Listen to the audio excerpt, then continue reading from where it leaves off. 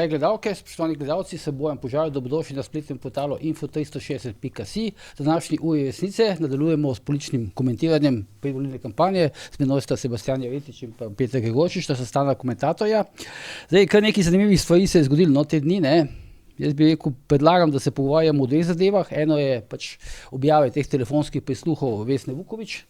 Se mi zdi, da so vnesli neko novo dinamiko v to volilno kampanjo, in pa ta policijska preiskava Mateja Pirca, visokega uslužbenca Slovenskega državnega holdinga, ravno zaradi nekaterih okoliščin pa omenjenih politikov, ki so vpleteni v tej preiskavi oziroma pač se jih sumi različnih kaznivih dejanj.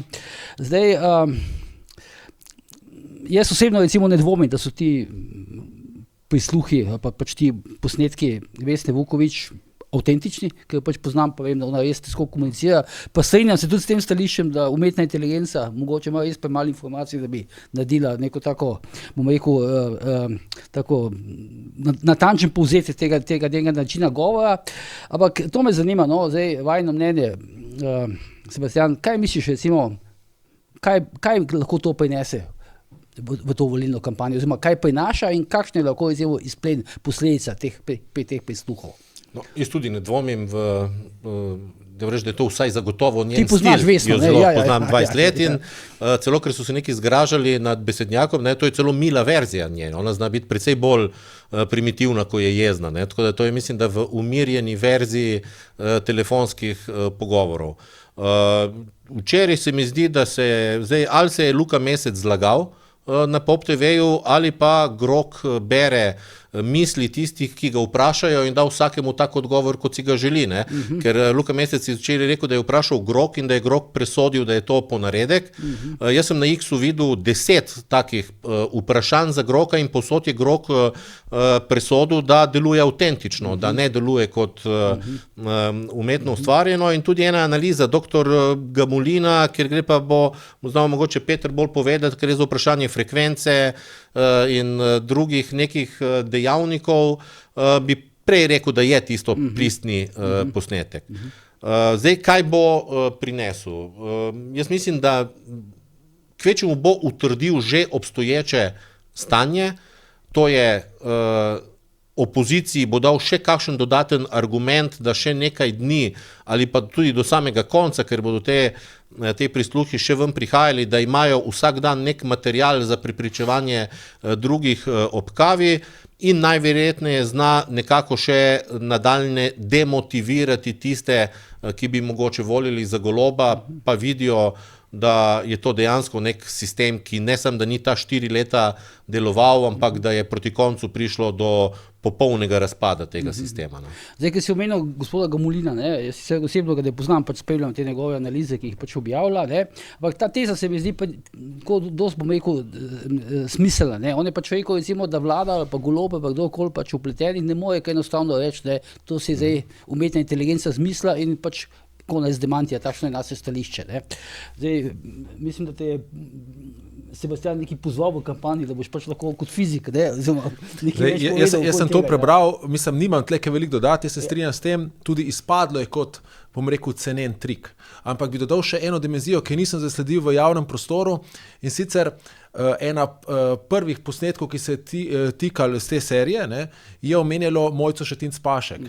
In jo, ki poznamo, vemo, da ona ne zna biti tiho, in mislim, da ona je najbolj živa priča, ker tista sekretarka, ki je zanikala, kaj pa naj naredi, kot zanika, da pozna ta pogovor, sicer je bila obveščena o kaznivem dejanju ali pa potencialnem kaznivem dejanju, če tega ni prijavila, je tudi sama sebe spravila težave stranko. Ampak Mojca Šetinc Pašek, prvo sem sledil tukaj na portalu Info360, potem pa mislim, da na Planet TV je tudi dal njeno izjavo. Ona ni šla v to, se pravi, ko gledaš pozicijo človeka, ki nekaj komentira, vprašali so jo, kaj meni o tem, ker je Vesna Vuković v tistem prisluhu rekla, da ne bi njen mož iskal stik z finančnim ministrom. Ona ni zanikala pristnosti posnetka, ampak je zanikala pristnost informacije. Če moj mož ne pozna Boštjančiča, ne vem, kaj Vesna Vuković halucinira. Skratka, ona ni pokazala nikakršnega dvoma, da bi šlo to za pristen posnetek, šla je bolj na to, da je oprala svoje ime. In jaz mislim, da to je en izmed ključnih kronskih dokazov, da je nekdo, ki je bil del te združbe nekoč, potrdil, da taki posnetki lahko obstajajo. To se mi zdi zelo pomembno, če lahko dodam točno to. jaz tudi dopuščam možnost, da recimo Alenka Bratušek res ni vedela, da njeni najožji sodelavci, da njen najožji krog sodeluje v kakšnih koruptivnih dejanjih in dopuščam to možnost. Verjamem pa, da je kdo Vesni Vuković to rekel in da je ona to širila dalje. Skratka, točno to, kar si izpostavil, verjamem, da obstaja možnost, da ne držijo vse informacije iz teh pogovorov, da pa je Vesna Vuković v njih verjela in jih tudi zato delila z drugimi sodelavci iz stranke. No, ampak zdaj ti si omenil Mojco Pašek Šetinc, zdaj v tem enem od, v predzadnjem posnetku se je pojavil tudi Petra Škofic, bivša šefinja kabineta Roberta Goloba, ki je bila nekako še bliže To je ena stvar. Ona pa sploh ni zanikala, ona je samo rekla, da te stvari ne bo komentirala, kar pomeni avtomatično priznala, da obstaja. Ampak večja vrednost je pričevanje Mojce Šetinc Pašek, ker ona pa je komentirala. In ko se človek spusti v komentar, zato ker si vpleten v neke nečeznosti, vsi ti svetujo, ne komentiraj, ker sicer se lahko s komentarjem zaplezaš. Ti imaš mimiko, ton, glas, začne se braniti, psiha začne delati in tukaj je ta zadeva, potem lahko pač se izkaže. Skratka, jaz enako kot vidva, absolutno ne verjamem, da so posnetki ponarejeni. Tega absolutno ne verjamem. Ne vem, težko se opredeljujem do verodostojnosti informacij, ki so njih. Zanima me zelo, kako so nastali, mogoče bomo o tem še kaj rekli, ker mislim, to da še neko pomembno dinamiko. Bi dodal pa še eno zadevo, kot so bile zdaj že neke medijske analize narejene, vseeno se pa dogodki, ki v teh posnetkih nastopajo in osebe nekako skladajo. Se pravi, naprimer, ta posnetek, češ, da je povedal Vesni Vuković glede Alenke Bratušek Bojan Tičar, se nekako sklada s tem, da ga je ona dejansko zamenjala. Alenka Bratušek, ki nastavlja novo direktorico Direktorata Republike Slovenije za infrastrukturo in povsem možno je, da takrat je bil nekdo užaljen. Lahko, tukaj pa treba biti ceno pozoren, ko je nekdo užaljen, lahko širi tudi kleveta. Skratka, ampak kakorkoli, neke časovnice, neke ključne osebe tukaj se skladajo in zato jaz mislim, ker gre za neko prvovrstno, se pravi, gre za vrh politike, mislim, da bi organi pregona morali in upam, da bodo to preiskali. To je v javnem interesu. Sem pa se potem spomnil, glede Alenke Bratušek, še eno zadevo, Bojan, ki tudi nihče ni omenil, ti si leta 2013, če se spomniš, mislim, da bo 2013, pisal o tem, o nekih sumih, da naj bi ona zlorabila svoj položaj v upravi javnega zavoda Brdo. Takrat je bila nadzornica, ne? Nisem napisal sumih, jaz sem celo objavil pričevanja. Jaz sem potem šel zdaj na hitro Google, sem pozabil, ampak da ne bi pač urejali tale vrt.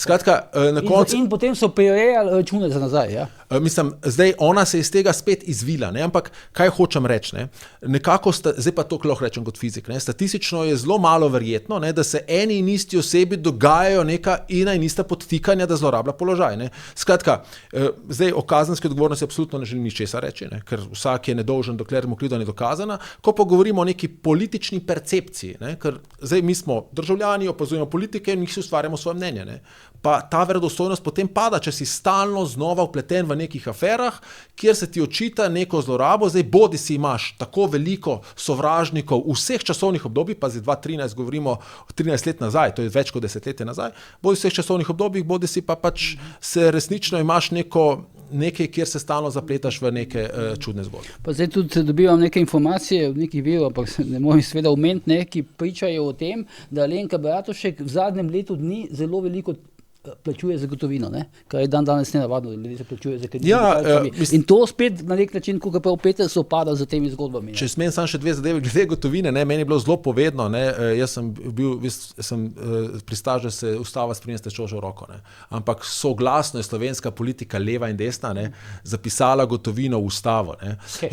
Cash. Jaz razumem recimo nekje na Japonskem, ti si bil na Japonskem, veliko plačuje z gotovino, ampak tam so razlogi drugačni. Tam imaš ti pogoste potrese in potem ti enostavno ti ne moreš, pa če ti elektrika ne dela, ne moreš plačati s kartico. Sicer pa jaz, če nekdo plačuje davke, dobiva vse na račun, jaz sam še gotovino uporabljam samo še v cerkvi, ker ne moram dati s kartico, sicer pa uporabljam izključno kartico. Jaz ne vem, zakaj bi bila gotovina tako pomembna za nekoga, ki ima poštene namene. Sledijo te lahko tudi danes na druge načine, če imaš mobilni telefon, zagotovo, kdor se te nameni, sledi. Zdaj pa sam še drugo zadevo, vprašal si, kaj to pomeni za politično sceno. Ne.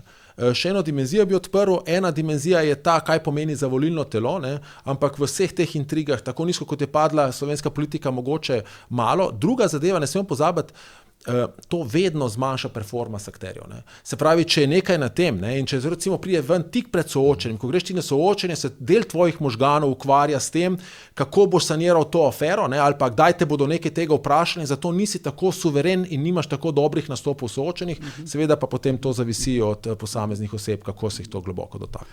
Ja, meni so zanimivi ti zadnji, recimo, ne, bom rekel, pač kot nekemu insiderju, pa kot nekomu, ki spremlja pa piše o teh insiderskih zgodbah, no, v strankah, ne, recimo ti zadnji posnetki, ne, ker se vidi, ne, recimo, da pač doslej nekako je bilo, pač, bom rekel, smo vsi mislili, da je ključno vlogo pri temu, da je Golob se znebil Vukovićeve, odigrali Kučan, Čeferin, Janković in tako dalje. Ampak zdaj očitno je pa zadnjo brco je pa dala Tina Gaber, ne? No, ona je naletela preprosto neko premočno žensko tam, ne?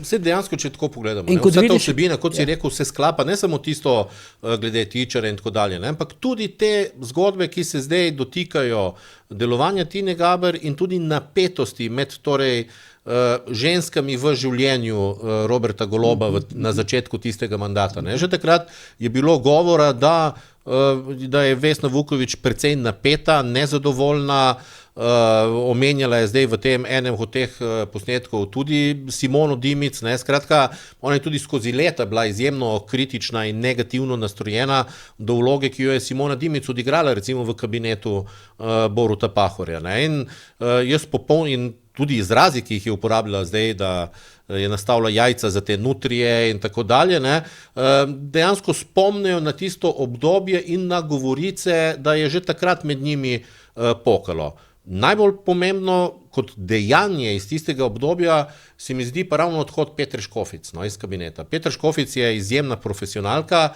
in že takrat je bilo govora, da enostavno ne zdrži več v tako amaterskem dvoru, kot ga je vzpostavil Robert Golob, ne, in zaradi tega tudi razumem, kot si dobro izpostavil, ni zanikala, ampak je samo rekla, da enostavno ne bo komentirala, ker verjetno tudi ne ve, kaj vse od prisluhov lahko še pride ven, ne. Jaz mislim, da človek, ki je spustil te prisluhe v obtok, ima tudi občutek za dramaturgijo. In zagotovo ni najmočnejših zadev prvi dan uporabil, ampak bo verjetno to stopnjeval do samega konca. In danes smo ocenili, torej, kar se tiče vpliva na politično dogajanje, ne, zdaj lahko pa se v naslednjih dnevih zgodi pa popoln še masakr usmerjen proti celotnemu gibanju Svoboda, ne, tako da od nadaljevanja teh prisluhov bomo videli, kakšen bo končni doseg na političnem prizorišču. Je pa zanimivo, ne, kako recimo, bom rekel, na nek način poklapano deluje ta ekipa necenzuriranih tam, ne, skupaj z Vesno Vuković pa Peter Bezjak, naenkrat vidijo, da zgubljajo bitko z Tino Gaber in ne vejo, kako bi to pač povedali Robertu Golobu, ampak po drugi strani pa to kaže, kako globoko je recimo ta portal, ta medij upleten, ne, bil v ta Golobov dvor, ne. Oni so direktno komunicirali, so okoli teh stvarih pogovarjali in se očitno tam pod Golobov spopadali za čim večji kolač oblasti, ne. Zato je še vedno nerazumljivo, da nekdo dojema necenzurirano sploh kot medij. Jaz sem bil prejšnji teden pač mal tarča njihovih napadov. To so 3 osebe, ki so direktno prepletene prav s krogom Roberta Goloba, torej niti ne samo s koalicijo.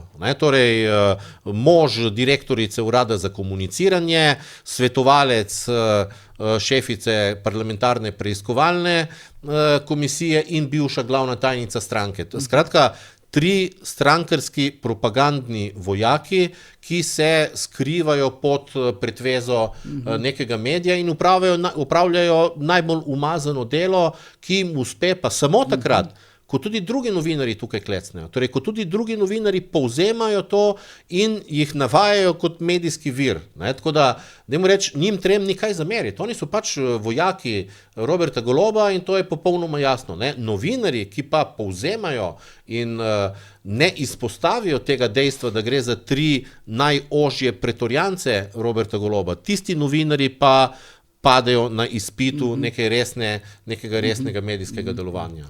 Ampak zdaj, če vzamemo recimo pač to tezo, ne, zdaj, ko pač vidimo, ne, kako so se te stvari pač tam na dvoru dogajale, ne, potem zagotovo ni možno drugače tolmačiti to, zakaj so prišli ti posnetki ven, kada je očitno šlo za neko posledico nekega spopada tam znotraj, ne. Očitno jaz pač resno verjamem v tezo, da se je Golob odločil malo stvari podkontrolirati in del tega so bile pa tudi recimo te naprave, ki so bile tam očitno podstavljene pod mizo.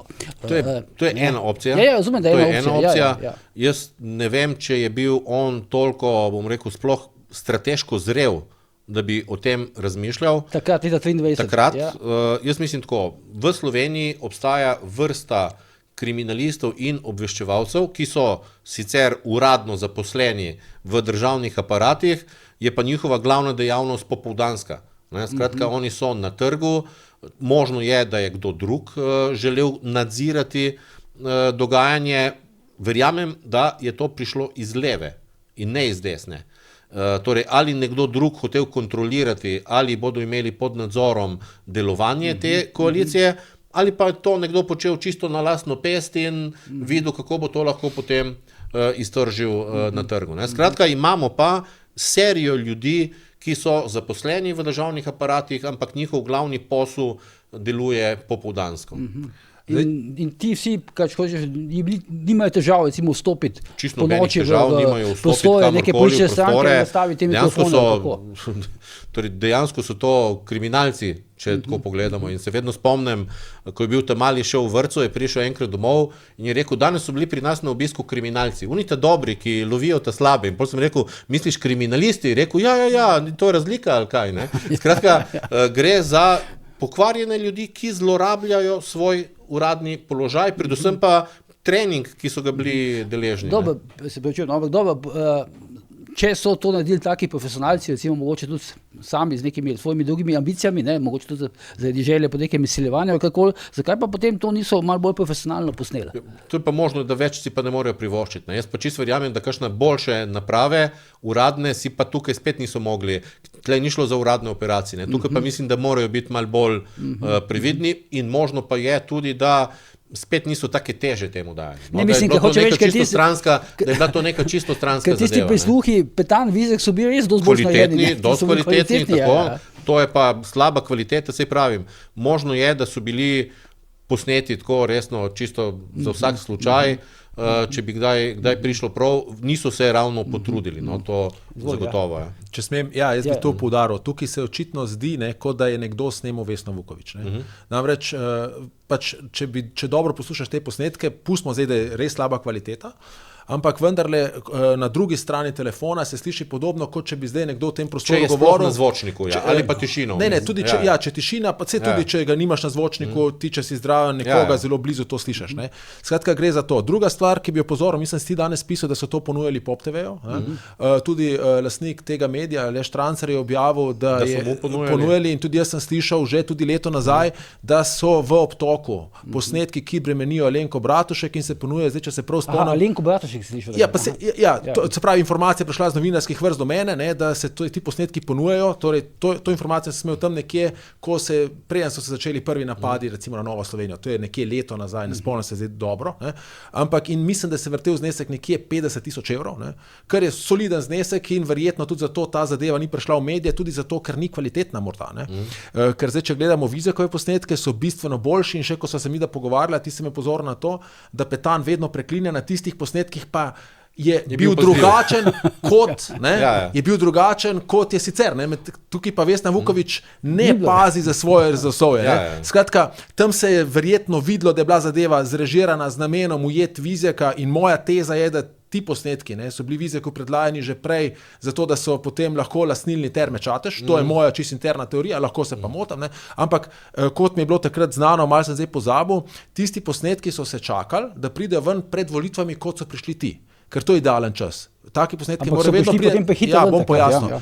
Mora priti ven 2 tedna pred volitvami, zaradi tega, da se zadeva ne pozabi, da zadevo stopnjuješ do volitev in da je ni več mogoče sanirati. Če pridejo dan pred volitvami, je prepozno, ker jih ne moreš razširiti, če pridejo pa en mesec pred volitvami, kar se zgodi pri Vizjaku, pa zadeva pač jo lahko še vedno saniraš in takrat, po mojih informacijah, je v bistvu odlazek na lastno roko, naj bi odlazek, ne vem, če se to res zgodilo, tako mi viri pravijo, ne moram tega trditi, to dal ven zato, ker je takrat Vizjak sprejel zakon o varstvu okolja, ki mislim, da je zdaj padel na Ustavnem sodišču sicer, in bi mu to pokvarilo smetarski posel in je šel na lastno roko, so bili potem akterji, ki so na te posnetke resno računali v volilni kampanji, na njega jezni.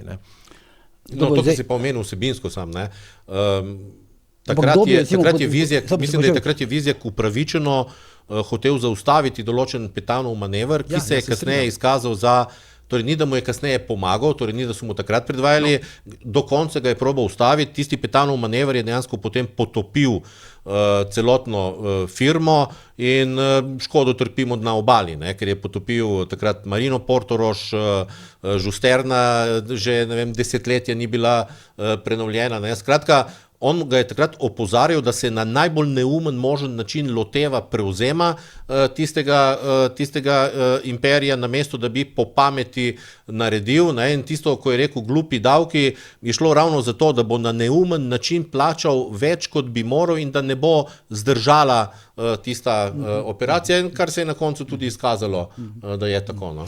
Peter, to, kar smo prej tu malo Sebastjano debatirali, kdo po tvoje pravi, da se je na nek način snimalo Vesno Vuković, kdo recimo, je po tvoje imel nek motiv, teh ljudi je lahko več. Zdaj, ena stvar, ki se ti opozoril, lahko Robert Golob, zdaj ne vem, koliko je bil tukaj operativen, ampak vendarle, človek, ki je direktor takega podjetja, kot ga ni, ima neke izkušnje z varnostnimi sistemi, ker če pač iz družine, kot izhaja, če imaš dovolj denarja, nekoga praša za nasvet in ti pa svetuje in te zadeve lahko izpelješ. To je ena teorija. Skratka, ena teorija je... Peter, imel je Milovića, recimo. To je edino ime, ki lahko pade. Čakaj, pa Črnčeca je imel, Kako? Ja, mislim, da bi se bolj potrudili. Ja, in en in drugi, mislim, da bi se bolj... Druga zadeva, če bi Milović v akcijo. Druga zadeva je pa ta, vsak, ki je na pomembni funkciji ali ima pomembne kontakte, je lahko tarča takih in drugačnih prisluškovalnih poskusov. Bodi si večjih ali manjših amaterjev. Zdaj tukaj gre potem vprašanje, zakaj. In vedlo se je, da Vesna Vuković vleče vse niti, predvsem so pa v slovenski politiki take tarče generalni sekretarji. Namreč ve se, da ne predsednik, ampak generalni sekretar je tisti, ki skrbi za vse posle. Tiste malo bolj mutne, pa malo manj mutne. In če hočeš imeti neko stranko v šahu, potem moraš prisluškovati, po mojem mnenju, če bi mene vprašal, bi rekel, prisluškuj generalnemu sekretarju in imaš celotno infrastrukturo stranke pod kontrolo. Vse veš, kaj se dogaja. Zdaj, zakaj je to pomembno? To je pomembno zaradi tega, sploh če gre za tako veliko vladno stranko, za vsako večjo stranko, če pa je to vladna stranka za večino, ki jo ima Gibanje Svoboda, seveda, potem ti rabiš neko uslugo ali pa daj se sprejme kakšen zakon, ki bi tebi ali tvojemu mrežu škodo in takrat zelo prav pride, če prideš na sestanek za posnetkom in rečeš, poglejte, lahko to sprejmete, vendarle, ti posnetki bodo prišli v javnost. In potem, kaj bo odločevalec naredil? Vprašanje, kaj je vse v igri, ampak s tem si lahko zelo učinkovit. Skratka, tega se moramo zavedati. Mi smo imeli v slovenski politiki to nespretnost, lih Simone Dimic, zdaj je varuhinja človekovih pravic, takrat, ko je prišlo ven prisluhi glede arbitraže, Veš, tega se ti... Simona Drenik. Drenik, ja. Se smo že gledali zdaj, kaj pa Sekolec, ko so prišli ven prisluhi glede arbitraže. Skratka, zadeve, ki so delikatne, ki so na nivoju politike, so vedno tarča prisluškovanja. In jaz mislim, da se slovenski določeni, predvsem tisti novopečeni politiki, tega bistveno premalo zavedajo. In Vesna Vuković je zagotovo taka. Ona je bila kdaj novinarka, ki je bila na drugi strani, tudi v teh posnetkih se vidi, sem za Roberta preverila ljudi. Skratka, ona je bila v tej obveščevalski strani, pozabila je očitno, da je postala tarča. Ona je bila tarča. Če si prisluškoval njej, si vedel vse, kaj se dogaja v stranki. Ne rabiš ti prisluškovati 100 ljudem, ker vse gre čez generalnega sekretarja. Ja, ampak to mi je tako, ker je precej, karakter je precej paranoična in tako dalje. Zanimivo, da se je tako relativno zlahka potem ujelo. Zato je očitno bilo v nekem prostoru, kjer je mislila, da je varna. Torej, očitno je redno preverila telefon, ni bila naprava, torej tej prisluhi ne izhajajo iz njenega telefona, ne, ampak očitno iz neke naprave v nekem prostoru, v katerem se je počutila varno. Ne. Zdaj pa vprašanje je, ali je to doma, ali pa je to v službi, ne, ker če je v službi, pol je malo več mogoče, dajmo reči, osumljencev lahko. Ne. Kaj pa ta njena reakcija, se izklopi, ugasne telefon, na novinarske klice ne odgovarja, se pa na neki lokaciji, ki očitno misli, da je skrita, vir pri Domžalah, dobi za Damirja Črnčeca. To je pa zdaj stvar krizne komunikacije, kako bodo delovali. Zakaj ravno Črnčec? Zaradi tega, ker je strokovnjak, bom rekel, za strategijo reševanja takih zadev v tej ožji ekipi, v tem krogu, ki je. Ne, on je očitno pridobil ne prvič zaupanje Marjana Šarca in v nadaljevanju tudi zaupanje dela ekipe. Vprašanje je, ali ima on direktno zaupanje Roberta Goloba, ne? In ali je še posebej na začetku mandata, koliko mu je zaupal. Ne? Z Vesno Vuković pa sta se našla. Našla sta se že v tisti zadnji fazi rušenja prejšnje Janševe vlade. Ne? In tako da verjamem, da je prej tam tista naveza, ki je sploh omogočila potem neko nadaljevanje njegove vloge v tej celotni zgodbi. Pa to je recimo, da zdaj... Samo to bi dodal, ne smemo pozabiti, Damir Črnčec ni samo ta klasičen obveščevalec, ampak izkazalo se je, da je tudi delal neke medijske spine in objave. Ne? In skratka, ko pride taka zadeva že ven, je pomembno dvoje. Prva stvar ugotoviti, kdo je to storil, ne? Zato, da se mu ali maščuješ, ali zadevo zamejiš. Druga zadeva, ki je pa še pomembnejša kot ta, je, kako to medijsko sanirati. In zaradi tega ti rabiš človeka, ki ima dostop do medijskih kanalov, da tvoje spine lansira, da vključi glasove, ki pritrdijo temu, recimo, da je zdaj to deepfake z umetno inteligenco narejen in da poskušaš čim več volilnega telesa prepričati, da ni nič na tem. Zdaj pričakujemo lahko samo še svet za nacionalno varnost, ne, da se sestane spet, da gre za kakšne napadi z Makedonije. Sveta, ne? Ja, sekretariat, ker svet bi bilo malo preširša. Ja. Ampak to je res, ne? Mediji so bili tiho zdaj, ne? So molčali. Danes so pa se že pojavili po tem sestanku, ne, po kavi Vukovićeve in Črnčeca, pa so se že pojavili širše zgodbe, gledal so tam so naredili celo kolobocijo, ne, celo stoji iz tega. Ne. Lej, zdaj glede medijev bi rekel jaz zdaj takole. Ne. Najprej, Pop TV je včeraj to zadevo odprl, ne, in celo dal jo na soočenje. Mislim, da je celo delno napovedal Slak, da bo v soočenju. To je prva zadeva. Zdaj, te stvari so relativno sveže. Ko se pojavi nek anonimni profil, ne, po mojem mnenju, ne, pride na Facebook, načeloma mediji rabijo nekaj časa, da zadeve, vsaj ti večji mediji, ocenijo, se posvetujejo, predelajo. Z tega stališča, ne, ko si rekel, da tukaj nima nič desna stran, je meni sum vzbudilo, ne, da edini medij, ki je pa praktično sinhrono imel že tudi backgrounde zgodb, je bil Planet TV. Ne. Zdaj, ali so... V isti moment iz spleta pobrane. Ne. Ni bilo kaj dosti dodane vsebine. Je bila kar ključna, zato ker recimo na spletu točno ta tičar, ne. Tam, kar je bilo na spletu, so bili neki podnapisi, je bil Bučar.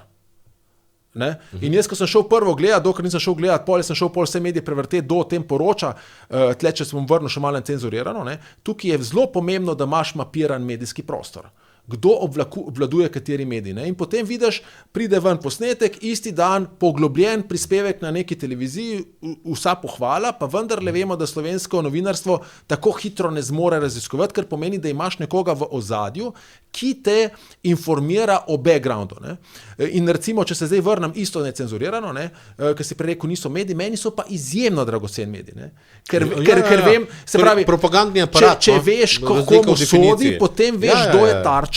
In si lahko predstavljaš, recimo, ne, Mediana objavi vzpon Logarja, Janja Marolt Božič dobi 3 članke v enem tednu, ne, pri čemer treba vedeti, to medij, ki objavi članek na dan, podobno kot ti. Ne, če dobiš 3 članke v enem tednu, pomeni, da imaš 3 sedmine, polovico tedna je samo tvoje. Zadnji članek okoli tega Logarja je bil objavljen celo popoldne. Takrat so posebej naročeni. Sej druga zadeva hočem reči, o Logarju se govori, da zgublja podporo, ne, ampak ta medij ga obdeluje na polno, kar pomeni, da instinkt Roberta Goloba in celotne manjšinarije, ki je zagotovo velika, predvsem zaradi tega, ker si jo lahko privošči z, po mojem mnenju, energetskim denarjem, ne, ki je izjemno velik, mogoče nikoli viden še v volilni kampanji, morda samo leta 2022, pa dvomam, da tako veliki zneski, ker ni bilo potrebe potem. Ne. Se pravi, ocenjuje, da je Logar očitno nevaren, ne, ker se ga ne bi spravljali in celo zadnji članek, ko je bilo, kako so si razdelili volilne okraje, ne, začne z eklatantno neumnostjo.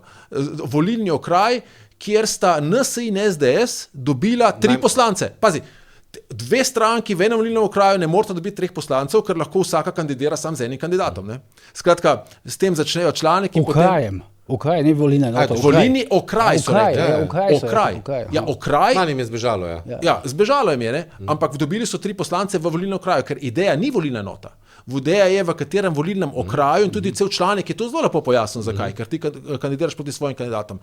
Skratka, z tega stališča jaz mislim, ni nič narobe, da imamo različne medije, zelo dobro in koristno pa je o tem govoriti, kdo je glas koga, ker potem tako, lahko tudi volivke in volivci razumejo, kaj je namen neke objave nekega članka. No, jaz sem se malo pozanimal, ker sem slučajno bil včeraj na Planetu, pa sem srečal Luko Svetino, pa se mi je v bistvu pohvalil, kako dobro so oni vstopili v prazen prostor medijev, v primeru Repiča in tudi v primeru teh posnetkov Vesne Vuković. Nihče ni poročil, oni so se pač usedli. Ti se zdaj baš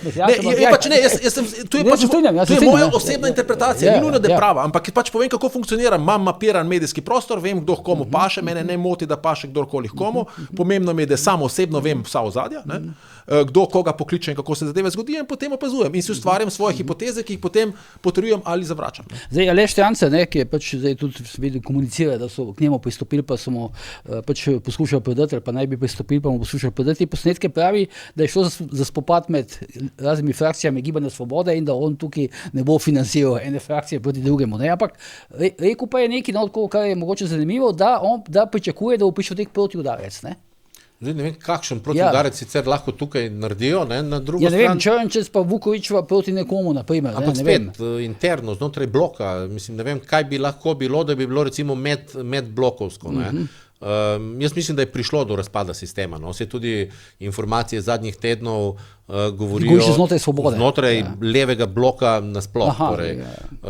Tudi informacije zadnjih tednov govorijo, da je bila tam od depresije in kolapsa samega predsednika vlade do razočaranja vsega ozadja, ker so videli, da so zamočili v strateški igri, ker ga niso potopili poleti, pa da bi lahko koga novega naredili.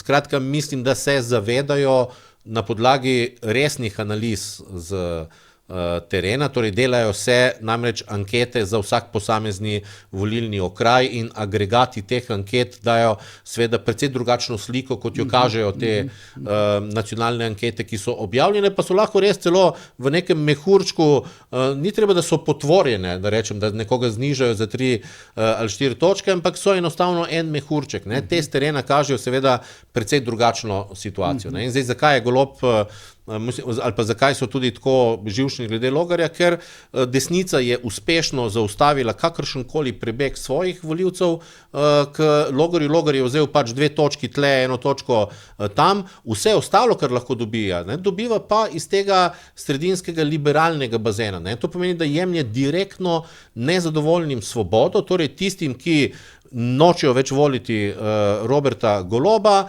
in nočejo iti na drugo stran, recimo na SDS ali Novo Slovenijo. In tam je dejansko največja bitka. Torej, bitka ni Golob Janša direktno, ker tisti, ki so se odločili za Janšo, to je zaključena zadeva, te si ne bodo premislili. Določeni glasovi, ki bodo odhajali iz Svobode, bodo odhajali znotraj tistega bazena. Zato sodijo tudi demokrati bližje tistemu bazenu, iz katerega krvavi Svoboda. Dobro, zdaj medije smo recimo dali skozi v tem primeru, ampak zdaj recimo Švajno mnenje, recimo pač neka generalna sekretarka izjavi, da neka ministrica krade, v tem primeru Alenka Bratušek. Tudi pove javno, pač, da recimo so šli, da je v bistvu ta ustanovitev te preiskovalne komisije je bil pač nek določen cilj, da ima ona podatke, ki jih ne bi smela imeti, skratka neka kupica nekih kaznivih dejanj. Zakaj recimo, ne vem, vse to se preganja po uradni dolžnosti. Zakaj policija in tožilstvo samo po sebi ne reagira? Zakaj morajo recimo imen in priimkov odgovornih ljudi? Zaradi konkretnih ljudi, ki vodijo te organe. Vse so depolitizirali pa dejanšizirali policijo. Hočeš reči, da potrebujejo posebno zeleno luč, če grejo preiskovati, ne vem, Vesno Vuković ali Alenko Bratušek, okoli. Brez podpisa nekoga iz torej neke sodnice ali sodnika, se to ne bo zgodilo. Po drugi strani, jaz sem bil ravno dan pred hišno preiskavo Pirca, ki si napovedal kot temo, rekel, sem bil poklican kot priča na eno hišno preiskavo. Me je tisto jutro poklical Sebastian Vežnaver, zato ker v preteklosti sva se nekajkrat pogovarjala o tem, kako poteka, in si rekel, jaz ne morem verjeti, da zadeve lahko potekajo na tak način. Me je klical, imaš čas, pridi pa boš videl, kako zadeva deluje. In tam je, in si bil tam in sem bil priča hišne preiskave. Podpisana pod nalog za hišno preiskavo je recimo Mojca Kocijančič, torej oseba, ki 6 let ni razpisala obravnave za Zorana Jankovića, ker to ni štela kot prioriteto, in ji je zdaj spet konkretno ime in priimek pokril hrbet, da ni naredila s tem nič narobe. Pa imamo lahko 100 tarč, pa torej celo TV Slovenija, ki je propagandni aparat vlade, pred dokončno cenzuro je lahko o tem poročal, pa nič ne pomaga, ker morajo konkretni ljudje podpisati določene zadeve. In kar se tiče NPU-ja, jih je pa pol na koncu peljal, vemo kam, torej en uličar, ne pridiprav, ker je zrastel na ulici in ki je točno, torej se poigral s temi kriminalisti, da zdaj točno ve z imenom in priimkom, kdo nosi informacije po TV-ju. Ker je Trem rekel, da se je dobil s Stevanovićem in vsak mu je dal drugačen datum. In pol je videl naslednji dan, ko je prišlo novinarsko vprašanje iz Pop TV-ja Stevanoviću, ali ste se res 27. januarja dobili z unim. Zdaj on točno ve, se ni še povedal. Tudi on ima odličen občutek za dramaturgijo, vidim iz teh par videov, ki sem jih zadnje dni pogledal, ker prej za njega nisem slišal, in bomo videli zdaj naslednji teden, kaj bo pa z njegove strani še ven prihajalo glede na NPU-ja, ker je napovedoval, da ima tudi on precej materijala in da ima tudi precej zvočnih posnetkov kriminalistov, ki so v NPU-ju. Tako da jaz mislim, da bo naslednji teden z tega vidika še zanimiv lahko iz različnih virov, ne samo iz tega maske padajo. Jaz ne bi šel tako na prvo žogo. Prva zadeva, ne vemo, če policija tega ne preiskuje. Tega pač ne vemo, ker tudi jaz mislim, da ene stvari, ko se v začetku, in druga stvar tega ne usmerja. Policija je zdaj pač rekla, da bo se lotila. V začetku tega ne usmerja sodišče, usmerja to tožilstvo, to je prva zadeva, druga zadeva pa ne vemo. In tudi v interesu preiskave, zadeva je prišla ven, ali policija kaj dela, ne bo pokazal čas. Jaz upam, da dela. In tudi verjamem, da v prvih fazah policija ne razkriva, kaj dela, ker je tu tudi v neki taktiki preiskovanja. Jaz mislim, kakšni državi pa bi živeli, če bi vse... Takšni, kot smo. Ja, razumem, ampak vseeno, jaz pač na to zgodbo ne bi šel na prvo žogo in tudi glede tega, kdo je komu kaj rekel kot policistu, vsakmu influencer, jaz osebno pač, ampak to je moj pogled, kredibilnosti, vsak influencer takoj take nima. Zdaj, tukaj je lahko več stvari, lahko je to fake, da je to povedal, lahko so se policisti med sabo tudi pogovarjali. Jaz sicer verjamem, da nam sistem razpada, pa vendarle na prvo žogo na to zadevo ne bi šel, nisem vpleten nobene politične boje in se mi zdi tako. Zelo mi je zanimivo tudi gledati kot medije, ko se zgodi neka tema, katera politična opcija pograbi neko zgodbo do konca in jo puša do konca. Moje osebno mnenje, zdaj, če pa kako je bilo vprašanje, kaj je vpliv na volivce. Ti si govoril o primeru Repića. O vseh primerih, o Repiću, o teh prisluhih, o vseh primerih. Zdaj pri Repiću je mogoče treba biti malo, mislim, sam to, da ne pozabim, ampak Repić ima neke kontakte s tem kriminalnim miljejem, pa tudi verjetno z policijskim. Vse to verjamem. Ni zdaj on čisto navadni influencer. Ne, tu razumem, ampak meni je zelo zanimivo, katera politična opcija ali pa interesna omrežna skupina tako, to zadevo pobere. Zdaj, pri čemer bi jaz opozoril zadevo, ker govorimo o vplivu na volilno telo. Volilno telo, vsaj v Sloveniji, jaz ne vem, kako je drugje, je zelo občutljivo, ko vidi pretiravanje. In mislim, da ko stvari grejo predaleč, se pravi, kje desnica recimo ne zna izpeljati kampanje, čisto tako, kot opazujem že čez leta, da gre predaleč. In da postane kampanja, ni več dobra kampanja, ko postane očitna. Se pravi, levi pol zna to bistveno bolj subtilno speljati. Tukaj se pa gre kot ne vem kaj, ampak ok, to je pač moje opažanje. Kampanja, recimo, kampanja levega pola proti Pivčevi je bila 10-krat močnejša kot kampanja desnice za Repića. Zastopam. Ampak vseeno, kakorkoli, ko to opazujem, pač kot sem rekel, ko gledam, da nekdo pograbi, to je pač moj osebni pogled, imam neke red flage, warninge in sem pač zelo pazljiv. In zato tukaj, ampak sploh tudi ne zdi se mi pošteno do policije, ne glede, jaz delim to mnenje, da je naša policija bila očiščena, janšistov, kadrovsko očiščena in vse naprej, tako kot so bili tudi mediji, pa vendarle, v tej fazi morda se ukvarja, morda se ne ukvarja, zagotovo pa nismo v fazi par dni potem, ko so prišli vam prisluhi, da bi lahko glede na medijska poročanja policije sklepali, ali policija nekaj dela na tem ali ne. No, ko si omenil, zdaj, kar se tiče policije, bom še tako povedal. No. Tam je bilo 10 kriminalistov na tej preiskavi. To niso bili NPU-jevci, to so bili ljubljanski. Ne, jaz govorim za Vežnavarja. Ja, ampak to je že sodišče dalo odredbo, ne? To je že bistveno... Mojca Kucijančič. Razumem, ampak sodišče, ampak je že bistveno kasnejši postopek. Ja. Od teh 10, 8 izjemno korektnih. 2 osorna, ki sta brskala po modrcih, otroških oblekcah in tako naprej. Iskali so pa papirje za nakup in prodajo nekega kamiona, ne?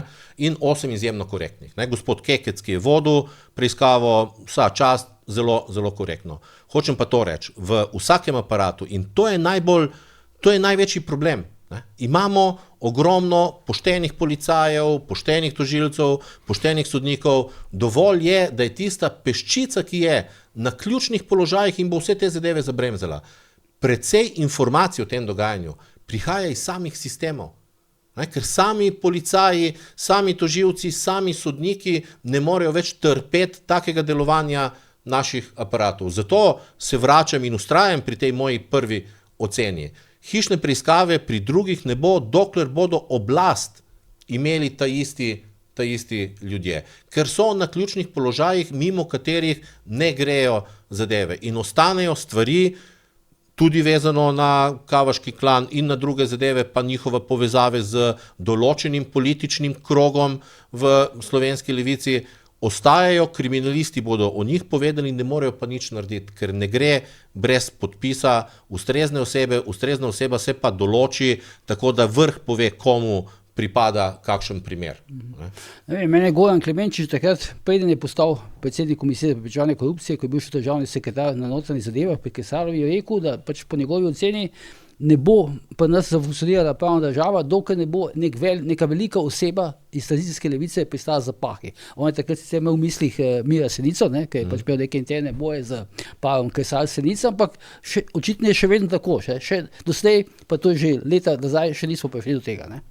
Zagotovo. To, kar ti govoriš o teh podpisih. Tako, in zdaj, jaz mislim, torej, imamo že cel kup znakov, da se premika, tudi v pravosodju. Smo videli od razrešitve Pogačnika, čeprav se zdaj spet, na višjem sodišču se je spet čudno. Smo spet pri imenu in priimku, kdo to bremza. Ampak očitno so ljudje, ki premikajo zadeve naprej, in jaz upam, da bo prej slej prišlo tudi do občutka teh ljudi, ki delajo v pravosodju, ne, da hočejo ugled svojega foha. Ne? Spremembe se bodo morali zgoditi tudi v odvetniški zbornici Slovenije. Torej v vsakem od teh segmentov, ki so skozi leta čuvali hrbet svojih najpomembnejših, čeprav so vedeli za vse njihove svinjarije. Ne? In te spremembe se bodo prej ali slej zgodile ali od znotraj, ali bo treba pa priti pa nekako posekati z neko radikalno reformo. No, mene moram reči, da je pač medklic me je zelo presenetil, da ta gospa Jelovšek zdaj postaja pač predsednica Višjega sodišča v Ljubljani. To recimo te kadrovske rešitve nisem pričakoval. Ne. Pa ne glede na to, da je pač živi z Alijem Žadinom, ampak načeloma sem mislil, da bo to mal nek drug krok dal predsednika oziroma predsednico. Ne. Koliko je meni nenavadno prej, to pri Kocijančičevi, recimo, da 6 let ne skliče naroka in poga skliče pred volitvami, zato da bo lahko nek politik na koncu rekel, da so pred zakonom vsi enaki, se tudi Jankoviča preganjamo. Ne. In isto velja za tega Smodeja, ne. Ker smo naenkrat zvedeli, da bo bilo vročeno in da je že dal ugovor. Veš, da bi vse skupaj isti popravili. Jaz se spomnim, da je bilo prvič razveljavljena obtožba Rupnika, ne, za kolaboracijo. V sami kampanji na predsedniških volitvah 2007, zaradi tega, da se je razburilo levico proti Peterletu. In kaj se je zdaj letos zgodilo, spet pred samo kampanjo, se je ponovno obudila ta zgodba s tem, da se je obrnilo, da se je povedalo, ja, bil je kolaborant in prav je, da je bil obsojen. Skratka, tudi take zadeve imajo časovno zelo, bom rekel, so zelo časovno ciljane. No, ampak ker ni bilo reakcije, kaže, da ta zgodba, ta delitev naše polpretekle zgodovine pač izgublja neko sidro in tudi zaradi tega, jaz mislim, da je na volitvah več odprto, kot je bilo prej. Bilo je pa mišljeno, da je desnica zagrabila. Bilo, da jo bo zagrabila in da se bo iz tega kaj naredilo. Je pa tudi druga dinamika. Danes se nekaj zgodi, čez 2-3 dni je že pozabljeno, ker je takšna gužva stvari. Mi smo tudi v drugem, v drugem načinu požiranja informacij. Ne. Danes živimo dejansko v masi informacij in če ni neke rdeče niti, ki bi se skozi tedne vlekla, se vsaka taka zadeva pozabi. Ne. Zato pričakujem tukaj malo drugačno dramaturgijo teh prisluhov in zato vidim, da jih je 800 napovedanih, 400 napovedanih, kar pomeni, da se bodo verjetno malo stopnjevali in jih bo tudi več na dan proti finišu spuščenih. Dobro, če gremo zdaj tega Mateja Pirca, se ti si ga malo omenil, no, recimo, mislim, v bistvu me je presenetilo, no, tukaj dvoje, ne, prvič, da je za Pircem taka velika, bom rekel, neka poslovno-koruptivna mreža bila, to je bilo res neverjetno, ne, da se ponavljajo spet iste imena, ne, Alenka Bratušek, pa ta njen zaupnik, ne, oziroma dolgoletni pač sodelavec Jernej Pavlič, ne, in potem tudi je bilo malo nekako po svoje presenečenje, če pač poznamo naše razmere, to, da se je zadeva na Slovenskem državnem holdingu tako hitro zgodila, potem odvila, ne. Takoj, ko je prišla zgodba ven, da zoper Pirca potekajo preiskave, so ga v bistvu v nekaj urah praktično odpikali, ne, na SDH, kot da bi smel občutek, da je bilo že to malo nekaj naprej pripravljeno. To je zelo hitra reakcija, lahko je bila res krizna, ali pa, kot si rekel, ali pa je bila prej pripravljena. Ne. To je zdaj res vprašanje, kaj so hoteli doseči zdaj s temi... Pa ljubljanski kriminalisti so bili tukaj, niso bili nepoljujci. To je čisto druga ekipa, ne? Zato se vračam na tisto, kar sem prej rekel, ogromno je poštenih ljudi v sistemu in pol je res malo vprašanje, tudi malo loterije, kaj se zgodi, komu ta zadeva pride v roke. Ne? In včasih se znotraj sistema zgodi delovanje poštenih policajev, ki jim uspe nekaj spraviti na dan. Ne? In ta primer je eden takšnih.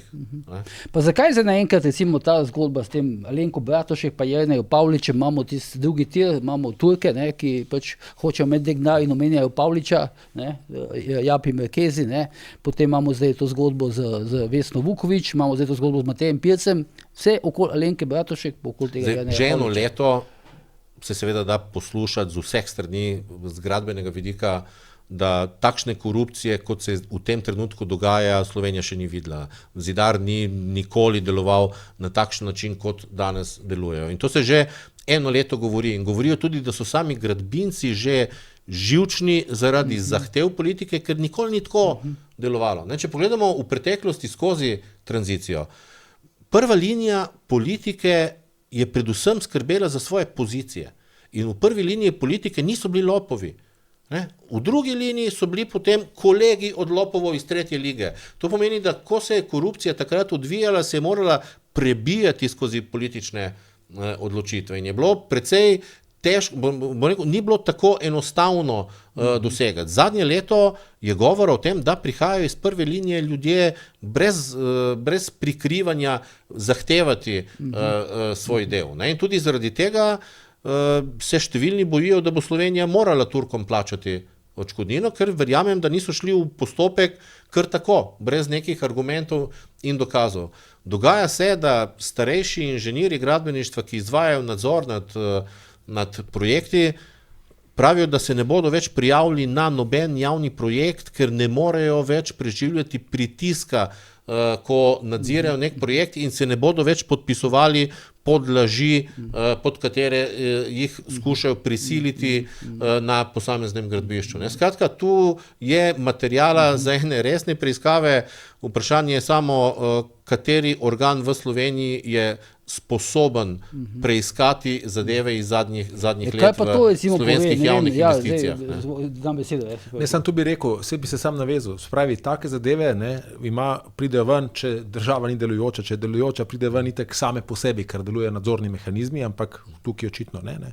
Ko nekomu ne izpolniš obljube, ne? Ali pa ko na nekoga preveč pritisneš in ker so to velike zgodbe, lahko tudi izvajalec potem, ki je bil vse to vpleten, ima sicer težavo, sploh če je bilo kaj dogovorjeno pod mizo, ker potem se tudi samo sebe vadaš, da to zadevo na nek način pač spraviš v javnost. In zdaj, če bi samo cinično pripomnil, eno misel se mi je trnila, ko sem gledal malo te prispevke, Gibanje Svoboda se vozi po Sloveniji z avtobusom, kjer piše Svoboda, ne dovolite, da vam jo vzamejo. Ne? Vzeti svobodo.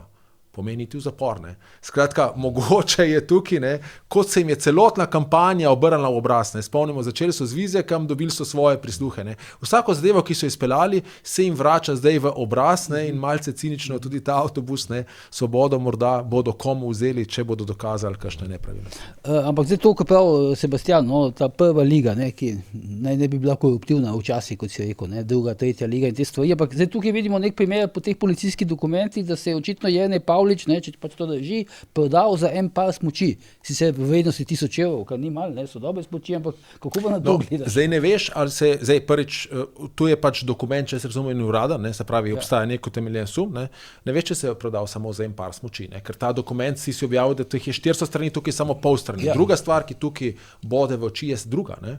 Jernej Pavlič je bil kdaj vodja kabineta Alenke Bratušek, ko je bila predsednica vlade, ne? Se pravi vodja kabineta predsednika vlade je bil, to je visoka funkcija. Ne? Zdaj je pa sam član kabineta. Ne? Se pravi, z ene stališča bi človek gledal, tako pomembna oseba, ki jo spremlja čez celo zgodovino, ne?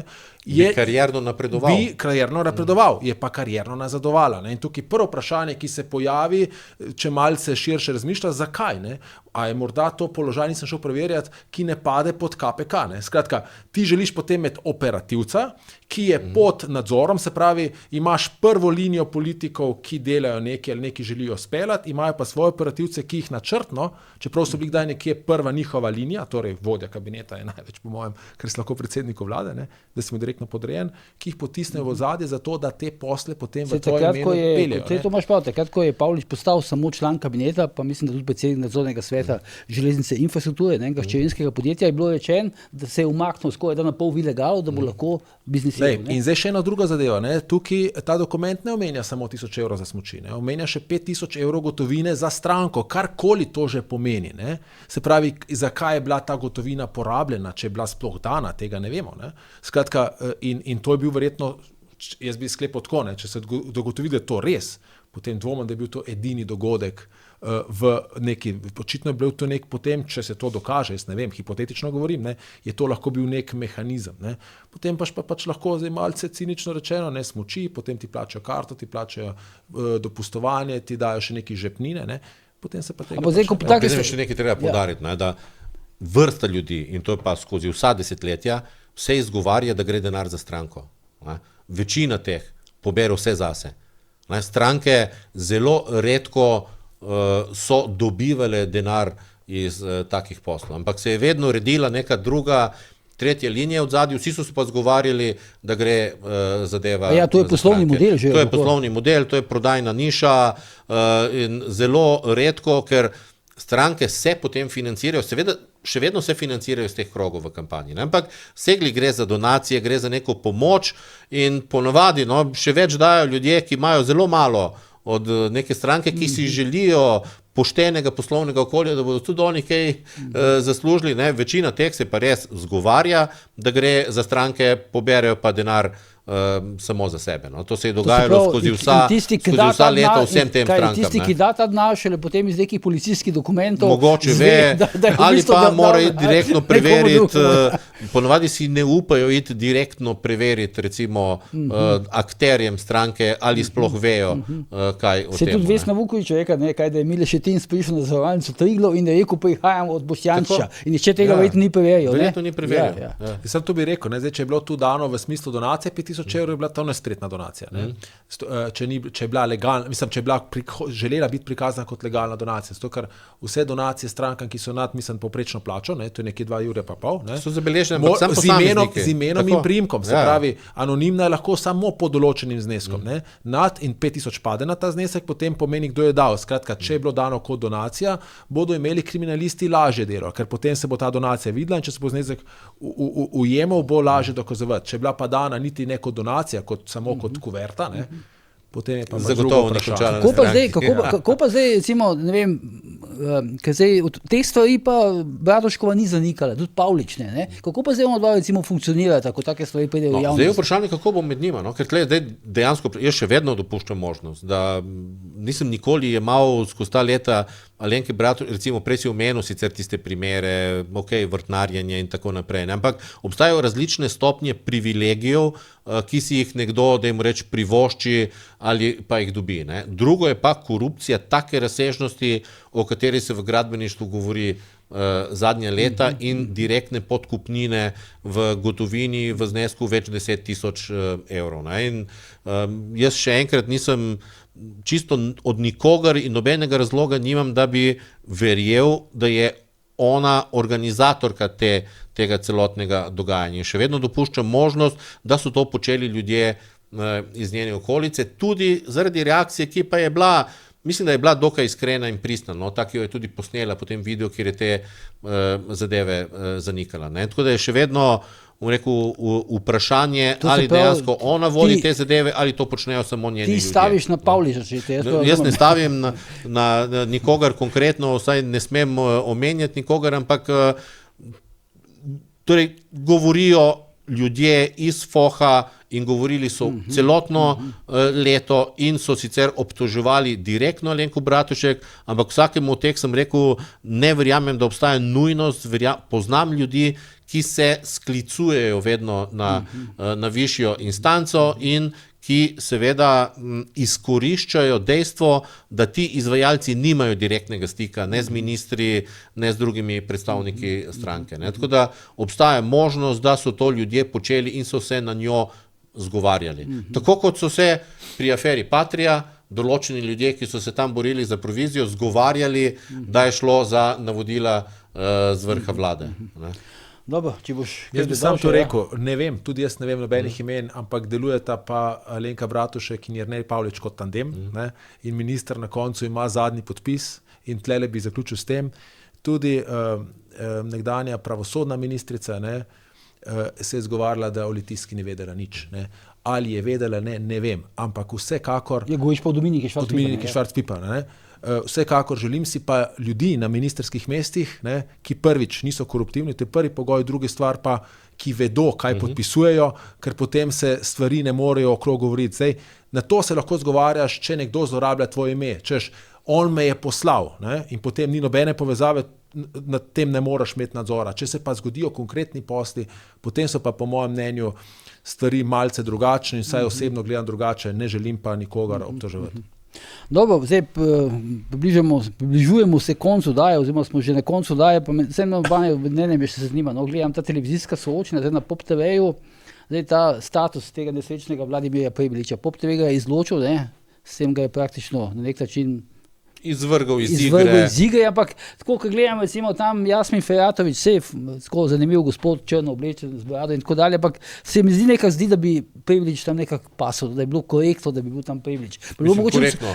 Če so se odločili za ankete Medjana, je zdaj bolj to teže na Medjani, bolj kot na uredništvu Pop TV. Razumem, ampak bolj zanimivo bi bilo, no, tako z tega vidika, če je bil tam Prebilič. Ja, čeprav tudi tam, ko smo gledali, kjer je bil spet toliko dodane vrednosti, neke velike pa seglih tudi tam ni. No. Drugač pa njega v kampanji ni praktično. Ne, jaz mislim, da ključna zadeva, če sploh, torej najprej soočenje imajo precej manjši vpliv, kot so imela v preteklosti, bolj ima, recimo že to, kar mi počnemo, komentiranje potem soočenj in še posebej prek družbenih omrežij in tako naprej. Ne. Ampak jaz mislim, da edino soočenje, ki bo imelo neko veliko težo, bo samo direkten spopad med Golobom in Janšo še.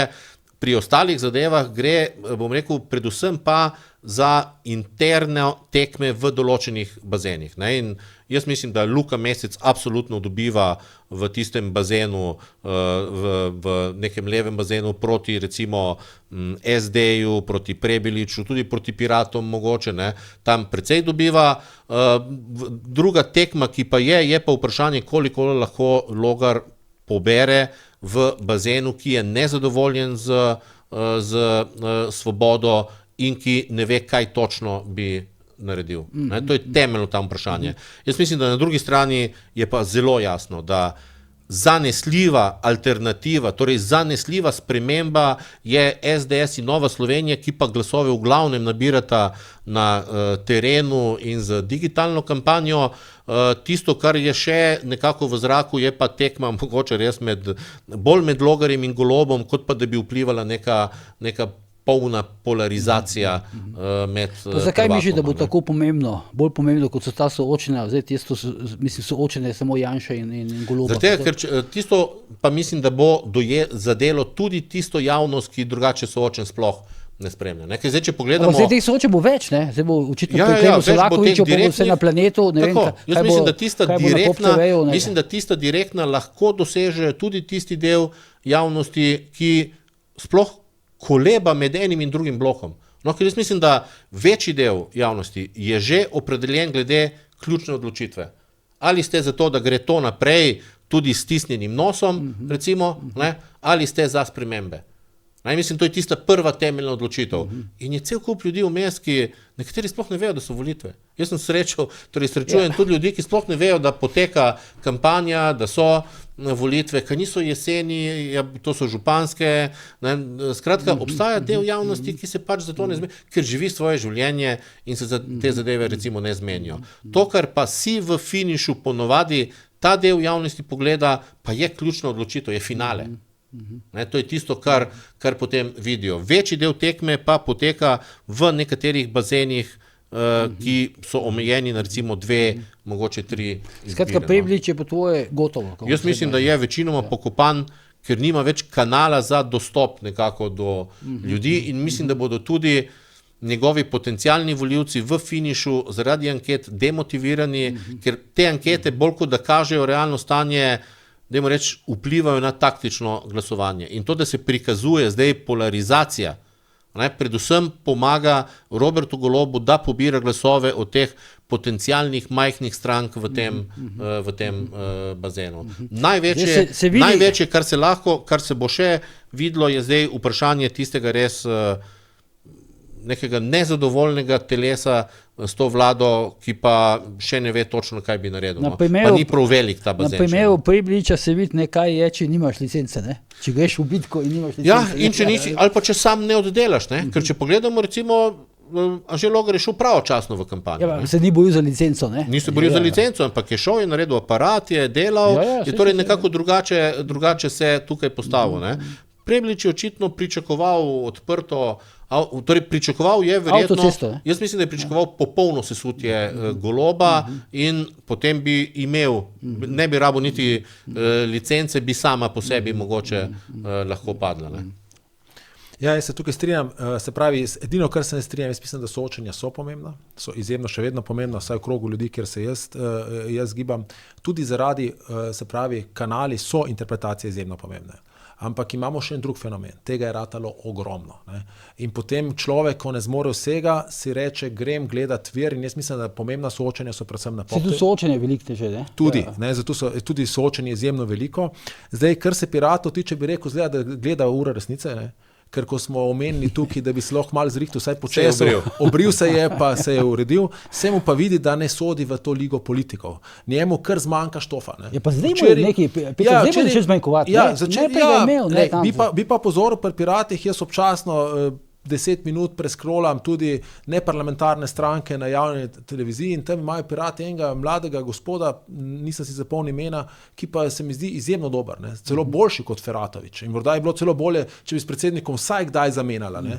Je res, ko prišli noter, glede Prebiliča se strinjam, on pač politika kaže, ne, da to jaz vedno govorim, to je najbolj kompetitivno okolje, ne? Bolj kot karkoli drugega. Se pravi, čeprav se tu morda ne vidi, ampak v politiki so najbolj kruti boji. Ne? In nekdo, ki pride naivno in misli, da bo imel avtocesto, ne bo jo imel nikoli.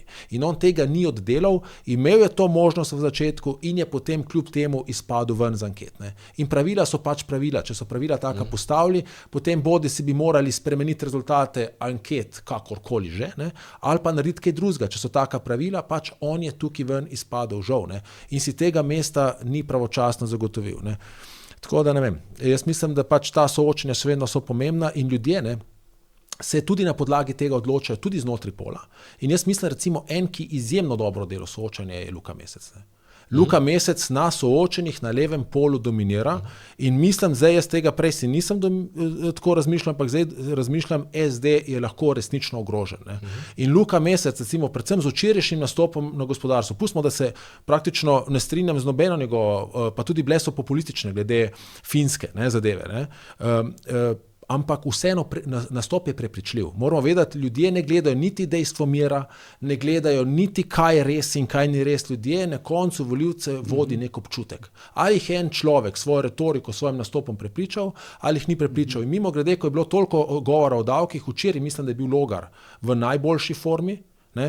Če bo to nadaljeval, lahko še z boljši rezultat. Jaz mislim, da ankete so malo manj pokazale, tudi zato, ker je prejšnje soočenje vsaj meni delovalo malo po cenu in ni bil tako dobro pripravljen, kot je bil zdaj. Ne? Predvsem na Popu se vidi to. Eno do dva soočenja. Treba je vedeti, Pop TV... Na Planetu je malo po cenu, ne?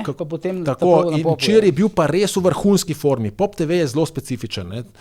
Namreč na Pop TV-ju, če si ne vzameš besede, je ne boš dobil. Na Pop TV-ju velja veščina, da si besedo vzameš. 2 kroke ni dovolj. Ti moraš začeti govoriti. In to je vladal včeraj Logar, obvladal je zelo dobro Stevanović, tudi Mesec.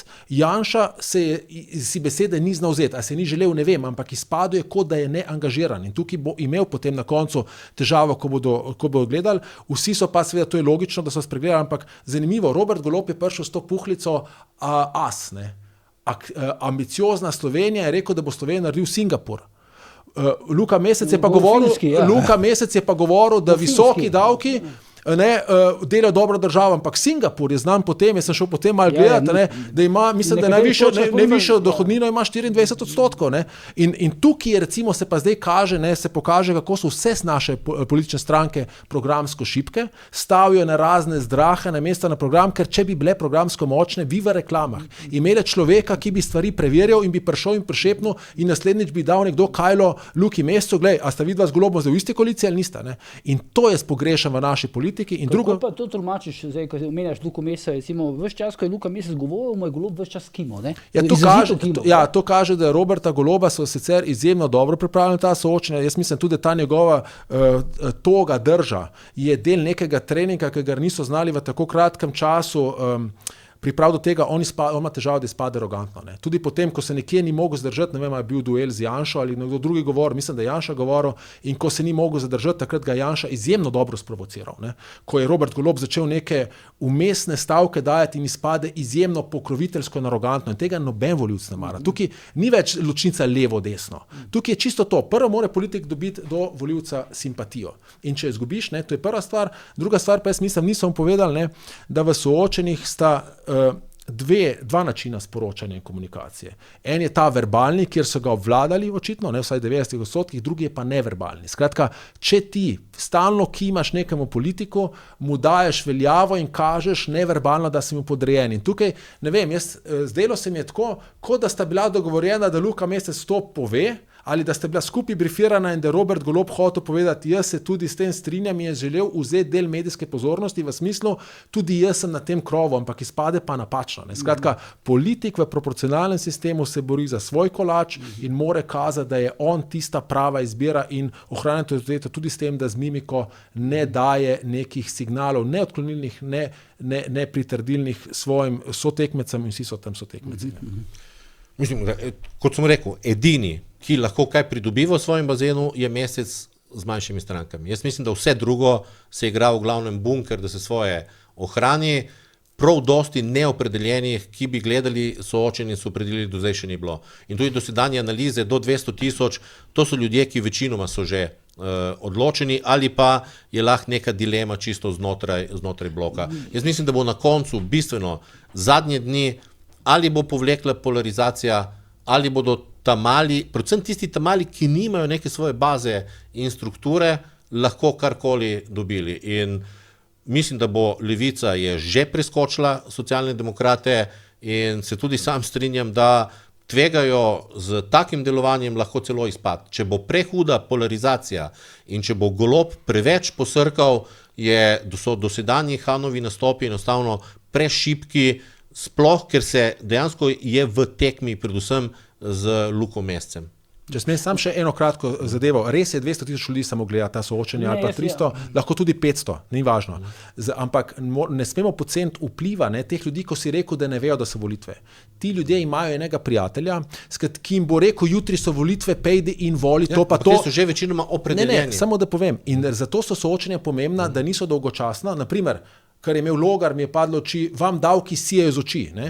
To je nekaj, kar si ti zapomniš in greš povedati svojemu kolegu, ki politike ne spremlja. Skratka, politiki mogoče eni podcenjujejo to, ti ne smeš biti tam sam korekten, ti moraš tam neko izjavo, ki se potem širi, ki se bo vrtela v ljudskem pripovedovanju od ust do ust. In to po mojem je tisto, kar premakne neopredeljene volivce. Pop TV se mi zdi, da se letos v tej kampanji se zelo boji, z vsemi temi svojimi snemalnimi podvigi, scenariji, produkcije in tako dalje, da bi nekako dokazal, da televizija še vedno odloča volitve. Čeprav dogaja se v bistvu to, kar se je dogajalo. Pa po terenu gre, zato da angažira lokalno prebivalstvo in ga s tem aktivno vključi v to volilno kampanjo. To bitko nekako bije, se mi zdi, koliko so časopisi bili pred leti, pa so jo potem itak zgubili. Ampak tole okoli Goloba pa davkov. Včeraj je Golob pa spet povedal, da davkov ne bo nižal. V čem pa je bila finta tega? Ker to načeloma je to slabo, če v kampanji rečeš, da boš zadržal visoke davke. Tega ne razumem, jaz njihove retorike ne razumem, ker če bi bila, se pravi, sreča, če bi bila sreča povezana z davki, potem ni logično, da nimamo 100% davkov, ker to pomeni 100% srečo. Skratka, že s to logiko nima ničesar. Jaz mislim, da gre se za to, zakaj moram to govoriti. On mora to govoriti zato, ker je v tej kampanji pri davkih močno zavozil. To tudi ve in zdaj, če bi on kadarkoli priznal, da je bilo treba davke znižati, bi mu opozicija takoj vrgla, saj ste jih vi dvigalni. Mi smo, se pravi, tretja Janševa vlada je dvigalna splošno davčno olajšavo, kar pomeni efektivno nižje davke in oni so v revanšizmu do prejšnje vlade odpravili to in s tem so odpravili nekaj, kar je bilo v resnici dobrega z ljudi. Če pa Peter, fiasko za SP je pa priznal včeraj, ne? On nikoli ne prizna fiaska.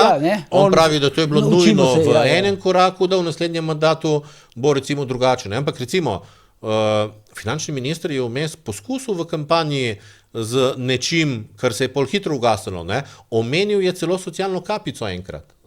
Zdaj, Luka Mesec je včeraj porabil večjo minutažo za boj proti socialni kapici kot številnim drugim elementom davčne reforme. Skratka, kot je Peter rekel, torej oni so popolnoma zavozili davčno politiko v tem mandatu in kakršenkoli njihov poskus, da bi tle zdaj govorili, da bo v naslednjem mandatu precej drugače, bi seveda najprej rezultiral z napadom opozicije, ki je opozarjala in vlagala določene predloge, pa še lahko bi izgubil v mestu tistega, največjega podpornika, ki pa ga na drugi strani hvali s tem, koliko so dosegli skupaj v tem mandatu. Če smem še eno stvar, mi pride zdaj na pamet, ker to je taka PR-ovska razmišljanja, ampak glede na njihovo trdovratnost do teh predlogov, mislim, da je v zadju sistemsko razmišljanje.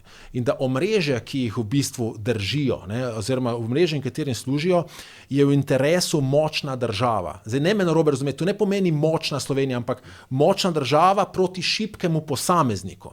Kar pomeni, če želiš imeti močno vlogo države v posameznikovem življenju, da ti lahko država določi, kaj boš jedel, kam boš hodil v šolo, kam boš hodil v vrtec, moraš človeka držati v revščini. In oni govorijo točno to, mi moramo biti vsi enaki v revščini. Kako se je zvil, recimo Luka Mesec je to lepo pokazal včeraj, je rekel, mi bomo dali više davke, ampak vsem brezplačen vrtec. Skratka, mi ti bomo vse vzeli, skrajna stvar je to, mi ti poberemo 100% davkov in mi ti povemo, kakšno obleko boš ti nosil, zastonj boš imel obleko, zbral si boš lahko en komplet, se pravi enega sukniča, enega za šport, pa tako naprej. Skratka, država ti bo vse predpisala, potem bom pa jaz te na ta način kontroliral, to je njihova volilna baza, se pravi, oni rabijo enakost v revščini zato, da potem ljudje niso svobodni. To je ta v bistvu cinizem te svobode. Svoboda je predvsem ekonomska svoboda. Se pravi, gibanje Svoboda bi se mogla zauzemati za nižje davke, ker nižji davki pomeni, da meni več ostane in jaz s tem nekaj ustvarjam. Kaj pa oni naredijo? Tudi za gospodarstvo. S čim se oni hvalijo? Z revozom. Revoz temelji na subvencijah. Glej, jaz sem podjetnik, ti si podjetnik, vzamejo nama davke in potem moje davke tebi dajo kot subvencijo, da tekmuješ proti meni, ki sem tvoja konkurenca. To je totalno neumno. Ne? Če bi oni subvencije dali preko nižjih davkov, tisti od naju, ki je boljši, tisti bi zmagal. Tukaj je potem pozitivna selekcija in tukaj ta država prosperira. In to je recimo lahko se zgodilo v Singapurju. Ampak Robert Golob je pač spregledal ta davčni vidik in kot sem rekel, opozicija ni opravila svoje domače naloge, ni imela tam nekega eksperta, ki bi jih med reklamami brifiral, kaj so bile neumnosti in bi na te neumnosti lahko ustrezno skočili. Zakaj pa je on za Singapurjem prišel? Zato, ker on je, jaz mislim, da on je itak, vidi se mu, da je narcis. Ne? In tukaj je recimo izjemno dobro Logar odgovoril, Mesec je rekel, da se desnica ne želi opredeliti do Trumpa. Ne? Tukaj ima Janša resne težave. Logar pa nič ni rekel, ampak je sam rekel, glej, Robert Golob je enako kot Trump. Govori vse gre gor, čeprav gre vse dol. Ne? Skratka, ta narcistični pristop. Ampak ker je narcis, se želi imeti za njega vizionarja. In on se je spomnil, tako kot takrat, ko se je spomnil, da imeli super računalnik, vizionarsko, napovedovali bomo poplave po celem svetu, bomo pač mi Singapur, ne? Nekaj vizionarskega, nekaj, kar je daleč, kar se volivcu sliši, wow, metafora razvoja. Kot tega Trumpa je smešen. Golob je edini politik, ki je Trumpa lovil. Tudi do Grenlandije in drugega. Pa tudi edin politik, ki deluje tako kot Trump, ki je danes tako, jutri drugače, ne? Ki nima neke kontinuitete in kot se spomne, pač tako je, s tem, da Trump ima za sabo vseeno najmočnejšo ekonomijo na svetu ali pa eno najmočnejših, ne? Robert Golob je pač ni. Dobro, bomo počasi končali, ne? Sebastian pa Peter, hvala za vajne komentarje, vidimo se znova v petek, novi uri resnice, do takrat pa ne pozabite, ker je bojanje tudi požar.